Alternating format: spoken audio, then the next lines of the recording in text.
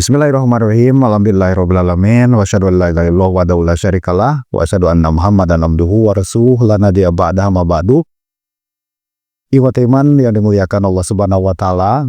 Alhamdulillah seperti biasanya kita akan melanjutkan kajian mengenai kitab Al-Hidayah. Dan untuk kesempatan ini kita masih membahas pada bab muqaddimah pengantar. Kemarin mengenai masalah agama, definisi dan juga beberapa kaidahnya. Dan pertemuan kali ini kita akan membahas mengenai ibadah dan juga kaidah-kaidah ibadah itu sendiri. Untuk memanfaatkan waktu, saya langsung persilakan kepada Al-Ustaz untuk membahas masalah ini. Tafadhol mashkuron ma'juro. Alhamdulillahirabbil alamin. Wa bihi nasta'inu ala umuri dunya waddin. Asyhadu an la ilaha illallah wahdahu la syarifalah wa asyhadu anna Muhammadan abduhu wa rasuluh la nabiyya ba'dah. Alhamdulillah ya, kita dapat melanjutkan kembali pembahasan yang telah disampaikan pada waktu-waktu sebelumnya. Yang telah dibahas itu adalah berkenaan dengan masalah ad-din, yakni masalah agama.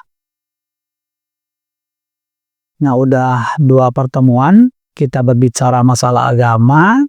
Dan kita juga sekarang masih melanjutkan masalah din itu. Tepatnya ini masalah ibadah. Nah, ini dalam masalah din ini esensinya, yakni esensi dari din itu adalah masalah ibadah. Iya betul. Gitu ya. Jadi din itu, seorang yang beragama itu tidak akan dikatakan bahwa orang itu beragama kalau tidak ada ibadah. Ya. Sistem maritus. Ya. Ritus. Itu tidak akan dikatakan orang itu beragama kalau tanpa ada ibadah. Nah, apalagi dalam Islam. Ya, dalam Islam itu orang tidak akan dikatakan beragama kalau di dalamnya tidak ada ibadah. Makanya perintah-perintah dalam Al-Quran ya kepada kita sebagai muslim, ini perintahnya itu dalam Al-Baqarah misalnya, A'udzubillahi minasyaitonirrajim, ya ayuhan nasu budu rabbakum. Ya ayuhan nasu budu rabbakum alladzi khalaqakum, dan seterusnya. Wahai manusia, hendakkah kalian beribadah kepada Tuhanmu.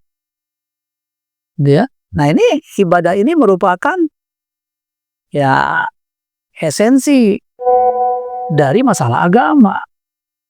Saripati dalam agama itu.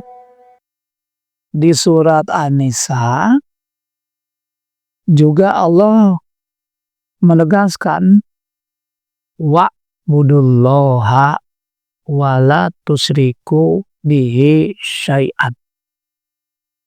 Hendaklah kalian beribadah kepada Allah, jangan sekali-kali menyekutukan Allah dengan sesuatu apapun. Itu ibadah. Nah, makanya dalam hal ini pembahasan masalah agama tidak bisa melepaskan dari masalah Ibadah. Masalah ibadah. Itu. Orang mengaku dirinya sebagai seorang muslim. Tidak ada ibadah, nggak dikatakan sebagai seorang muslim. Hanya sekedar pengakuan.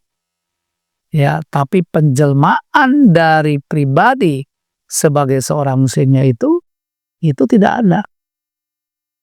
Nah, makanya pada kesempatan ini kita akan membahas ya masalah ibadah sebagai esensi dari permasalahan agama. Nah, banyak ulama yang telah memberikan pengertian, memberikan definisi tentang masalah ibadah ini. Nah, di antaranya yang pertama disampaikan oleh Ibnu Taimiyah dalam Minhajul Muslim ya. Itu. Nah, di sana diungkapkan apa yang dikatakan ibadah itu.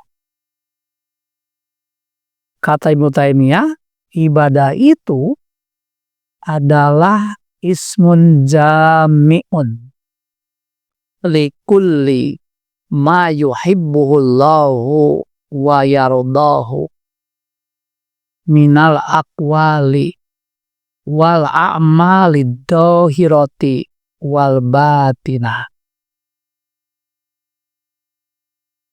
Ibadah itu adalah ismun jami'un likulli ma yuhibbullahu wa yardahu. Nama yang meliputi segala yang dicintai dan diridhoi oleh Allah. Minal aqwali wal a'mali dhahirati wal batinah. Baik itu berupa perkataan, ucapan, berupa perbuatan yang nampak dan yang tersembunyi. Yang nampak yakni adalah gerakan fisik. Ya, yang kelihatan. Yang tersembunyi adalah apa yang ada dalam hati. Atau a'malul qulub ya. Ya, a'malul qulub. Ya, perbuatan hati itu. Jadi dalam pandangan Ibnu Taimiyah itu bahwa yang dikatakan ibadah itu semua ucapan dan perbuatan yang nampak dan yang tersembunyi yang menjadikan Allah cinta dan ridho pada orang yang mengucapkan dan melakukannya itu. Semua itu. Maka di sini dapat dipahami bahwa ucapan yang tidak menjadikan Allah ridho, perbuatan yang tidak menjadikan Allah ridho, maka itu bukan dikatakan sebagai ibadah. Bahkan termasuk itu perbuatan maksiat.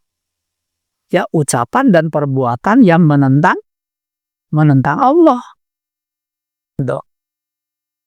Nah, makanya dari sini ya nampak bahwa ya unsur yang ada di dalam masalah ibadah itu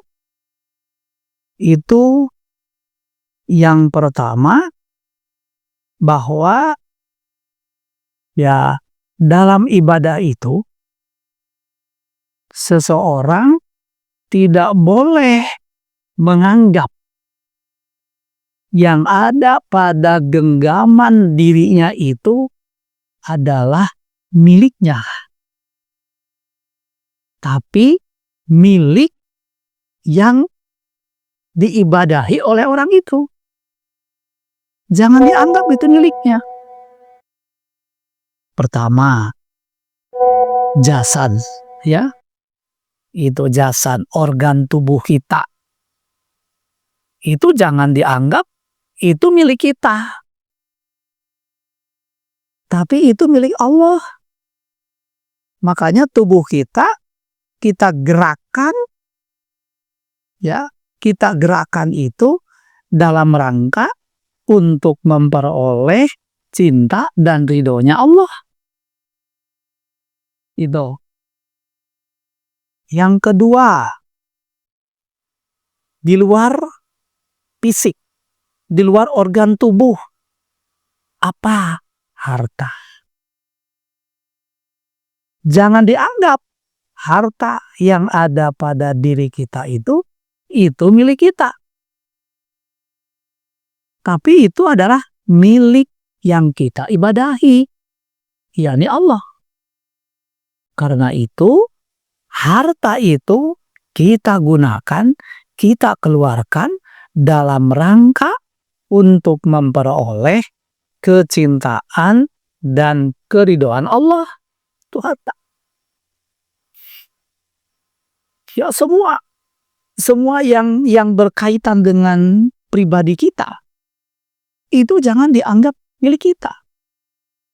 Dan tidak boleh kita menguasai secara penuh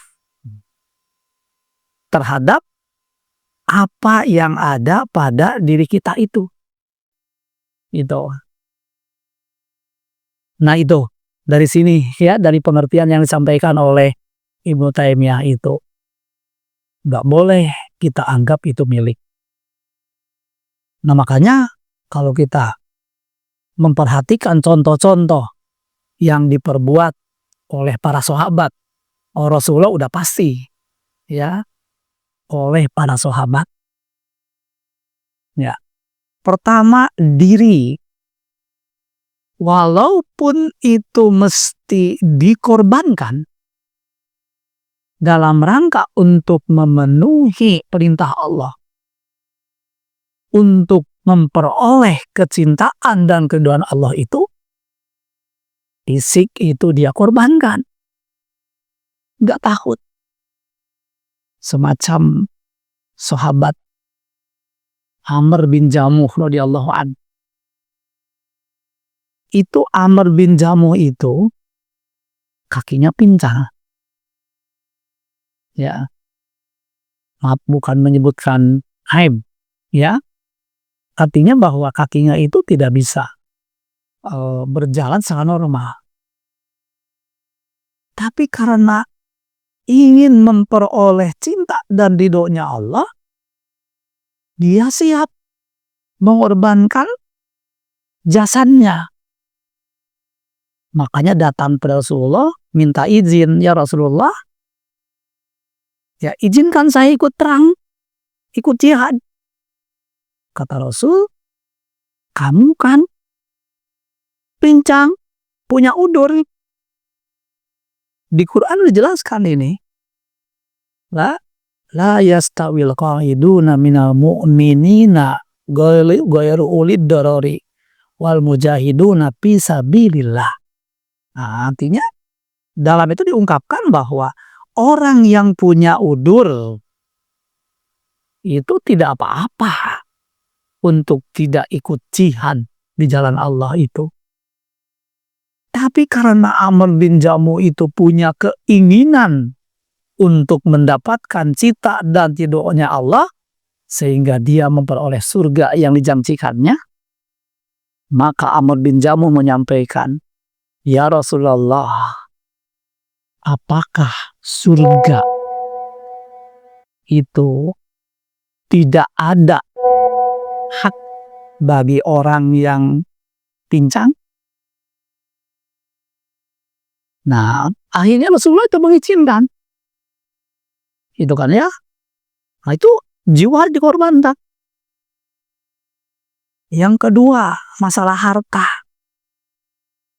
Gimana Abu Bakar ya ketika Rasulullah memanggil untuk jihad dalam perang Tabuk itu.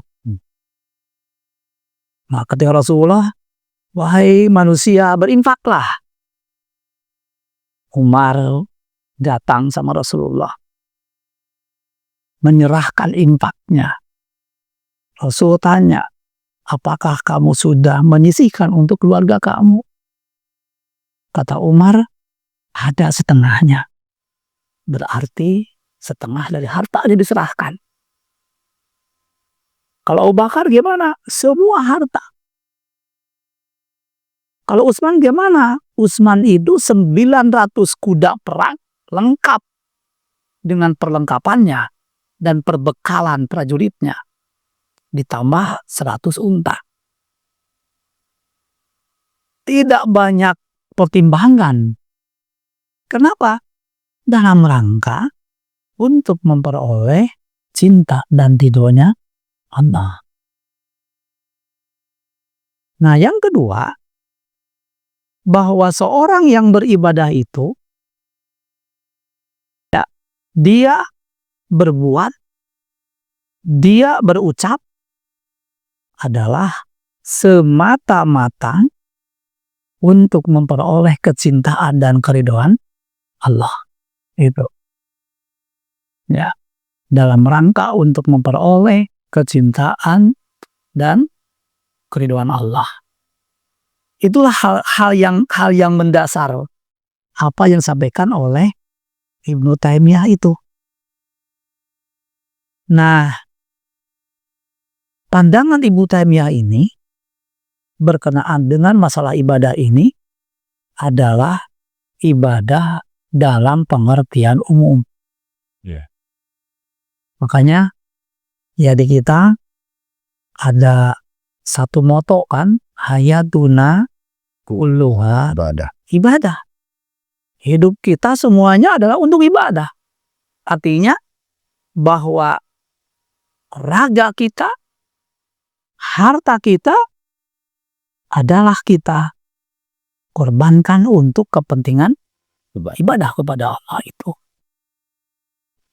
Nah, dalam pandangan fikih, nah ibadah itu diklasifikasikan pada dua. Ada ibadah dalam pengertian umum, artinya bahwa semua apa yang kita ucapkan, semua apa yang kita perbuat itu dalam rangka untuk mendapatkan ridho dan kecintaan Allah, itu namanya ibadah. Nah, yang kedua ada ibadah dalam pengertian khas, khusus. Ya, dalam pengertian khusus. Nah, ibadah dalam pengertian khusus itu, nah itu banyak disampaikan oleh para ahli fikih. Di antaranya, ya, ibadah itu ta'atullah, taat kepada Allah, biimtisali ma amarallahu bihi ala sunnatir rasul. Taat kepada Allah dengan melaksanakan seluruh yang diperintahkan oleh Allah dan mengikuti sunnah Rasul. Taat. Nah, esensi ibadah apa? Taat. Gitu. Nah, dihubungkan dengan yang tadi, berarti taat itu berupa ucapan dan perbuatan kan? Itu. Yang semuanya dalam rangka untuk memperoleh kecintaan dan keridhaan Allah. Nah, yang kedua, masih di kalangan ahli fikih itu, ya al aslu bil ibadati at-tawakkuf. Asal dalam ibadah itu adalah tawakuf, diam. Gak boleh kita mengucapkan sesuatu, tidak boleh kita berbuat sesuatu tanpa adanya perintah Allah. Wal ittiba, dan ngikuti saja. Itu. Mengikuti saja. Wa bi ibaratil ukhra, dalam pernyataan yang lain, al-aslu bil ibadah al-butlan hatta yakuma dalilun alal amri. Asal dalam ibadah itu batal. Artinya tidak boleh kita berucap, tidak boleh kita berbuat apapun. Ya, kecuali ada dalil yang memerintahkan. Gitu. Nah, maka berarti ini yang ada pengertian ya ibadah secara khusus. Secara khusus, ya.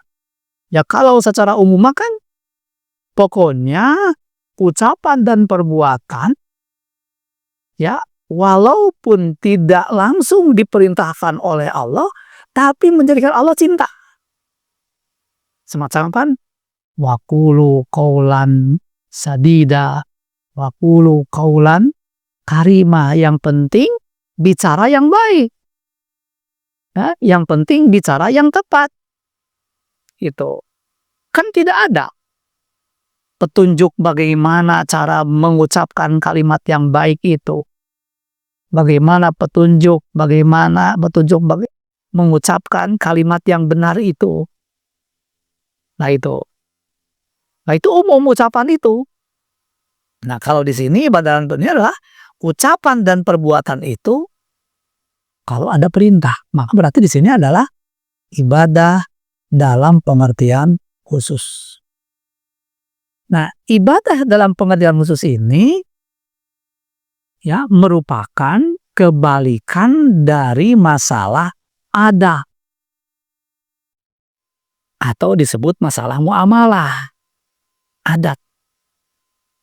Kalau masalah adat itu al aslu fil adati al afu. Ya, afu. Artinya asal dalam masalah itu al afu, dimaafkan. Atau dalam pernyataan yang lain al aslu fil uqud, asal di dalam masalah akad wal muamalah, dan masalah muamalah asihah, sah. Hatta yaquma dalilu alal mutlan.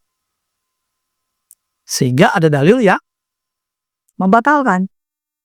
Nah itu. Maka lawan dari ibadah dalam pengertian khusus adalah adat atau muamalah. Kalau masalah ibadah tidak ada perintah, jangan kita perbuat. Jangan mengada-ngadakan suatu perbuatan ibadah. Nah, kalau dalam masalah adat dan muamalah itu, ya, tidak ada larangan, silahkan kita perbuat. Tapi kalau kita temukan ada dalil yang melarangnya, henti. Itu berarti haram. Jadi, indikator di dalam masalah ibadah itu ada perintah, indikator di dalam masalah adat dan muamalah itu ya tidak ada larangan. Gitu. Makanya kalau dalam masalah muamalah sepanjang kita tidak temukan dalil yang melarangnya itu boleh kita lakukan. Itu. Makanya kalau dalam masalah adat dan muamalah lebih banyak bolehnya. Ya. Daripada tidak bolehnya. Kalau dalam masalah ibadah lebih banyak tidak bolehnya daripada bolehnya. Bukan boleh masalah ibadah, harusnya gitu. Nah, berkenaan dengan masalah ibadah dalam pengertian khusus, para ahli fikih itu menyampaikan kaidah al aslu fil ibadati ghairu ma'kulil makna. Asal di dalam masalah ibadah itu tidak bisa dipahami oleh akal. Kita nggak boleh bertanya, kenapa ya begini? Kenapa sih mesti mengangkat tangan ketika sholat? Kenapa sih mesti mencium tanah ketika sholat sujud itu? Kenapa sih yang punya dosanya itu adalah dubur, tapi yang dicucinya wajah dan tangan? Itu tidak usah bertanya seperti itu. Yang penting apa yang Allah dan Rasulnya perintahkan, sami'na wa ata'na. Ya, tidak perlu dicari-cari alasan rasional. Ya, dan itu nggak akan kita temukan. Kenapa sih mesti mengelilingi Ka'bah? Kenapa sih mesti lari-lari dari sofa ke bawah sa'i itu? Itu urusan ibadah. Yang penting kita taat. Nah, adapun dalam masalah ibadah, indikatornya al-adatu ma'kulul makna. Adat itu rasional, harus dipahami. Ya, kalau nggak paham jangan melakukannya. Nggak ngerti, gitu kan ya. Makanya apa yang diperbuat kita dalam urusan muamalah itu mesti kita pahami. Apa alasannya kita berbuat ini? Itu karena ada memberikan manfaat atau dampak manfaatnya itu. Ya. Ini zaman Rasul belum ada pengeras suara ketika adzan itu. Ya. Nah, itu kan Rasul tidak melarang. Tapi itu ada dampak manfaatnya. Gitu. Zaman Rasul tidak ada kendaraan mobil itu. Tidak ada masjid pakai lantai, pakai atap itu. Tapi itu terasa manfaatnya, maslahatnya. Tuh, dalam masalah adat. Nah, makanya ya kata Rasulullah, urusan agama serahkan padaku.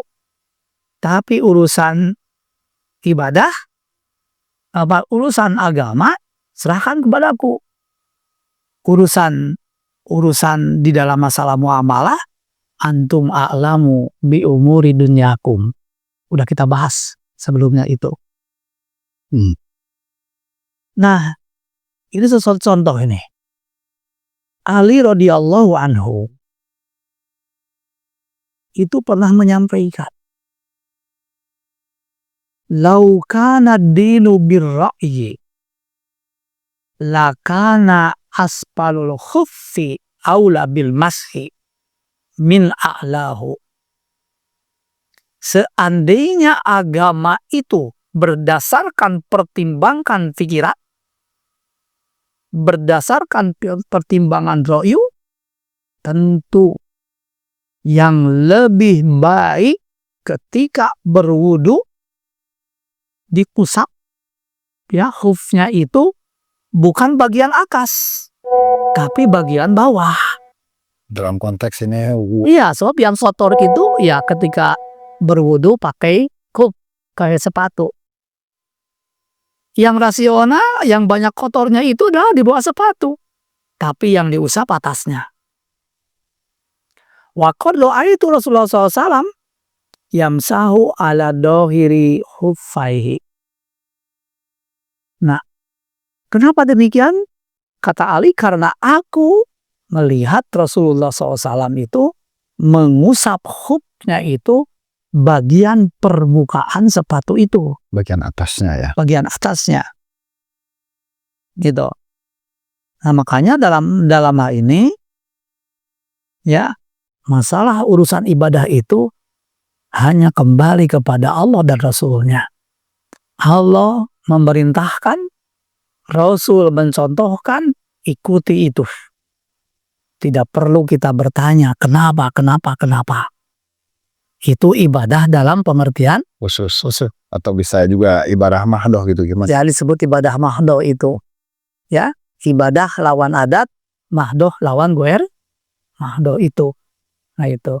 Kalau pengertian umum, yang penting ucapan dan perbuatan itu tidak dilarang oleh Allah, dan dalam rangka untuk memperoleh cinta dari Allahnya itu, maka itu dikategorikan sebagai ibadah. Nah, makanya dalam pembahasan berikutnya itu ya, kita akan berbicara berkenaan dengan permasalahan yang tergolong kepada ibadah dalam pengertian khusus. Ya. Kalau ibadah dalam pengertian umum itu ya luas lah. Ya, sangat luas. Luas ya. Gitu. Yang penting indikatornya itu adalah menjadikan perbuatan itu cinta dan ridhonya Allah itu. Kalau pada pengertian umum itu. Nah, dalam bahasa berikut itu kita akan lebih mengkaji persoalan-persoalan ibadah dalam pengertian khusus itu. Itu barangkali. Baik, Ikhwatul iman rahimakumullah. Nah, barusan kita sudah mendengar sama-sama kajian mengenai masalah ibadah, di mana di situ pengertian umum dan pengertian khusus. Yang pasti ibadah itu secara garis besar jenisnya ada dua. Yang pertama ibadah yang sifatnya dohir, tampak ya, terlihat, terdengar. Ada juga yang kedua ibadah yang sifatnya itu batin, yaitu yang ada di dalam hati. Maka niat itu adalah merupakan pekerjaan hati ya. Dan itu niat itu akan menentukan sebuah amalan itu diterima atau tidak. Orang sama-sama sodakoh ya, si A, si B sodakoh. Yang satu niatnya karena ingin dapat pujian, yang satu karena Allah. Sama-sama uang keluar tapi hasilnya berbeda. Nah itu berarti dahsyatnya pekerjaan hati. Nah jadi untuk bahasan pekerjaan hati ini kayaknya bahasannya itu di bahasan akidah ya. Sementara di sini kita akan lebih banyak membahas mengenai masalah ibadah khusus yang barusan disampaikan itu, termasuk mulai dari wudhu, sholat, saum, haji dan sebagainya. Ya baik ikhwatul iman rahimakumullah, rupanya itu untuk pertemuan kita kali ini. Dan seperti biasanya sebelum diakhiri, kami STI Al-Hidayah Tasikmalaya menginformasikan kepada ikhwatul iman semuanya, Bapak Ibu semuanya, adik-adik semuanya, kalau belum menentukan pilihan melanjutkan ke perguruan tinggi, maka kami memberikan tawaran solusi perguruan tinggi bernama STI Al-Hidayah Tasikmalaya. 5 prodi.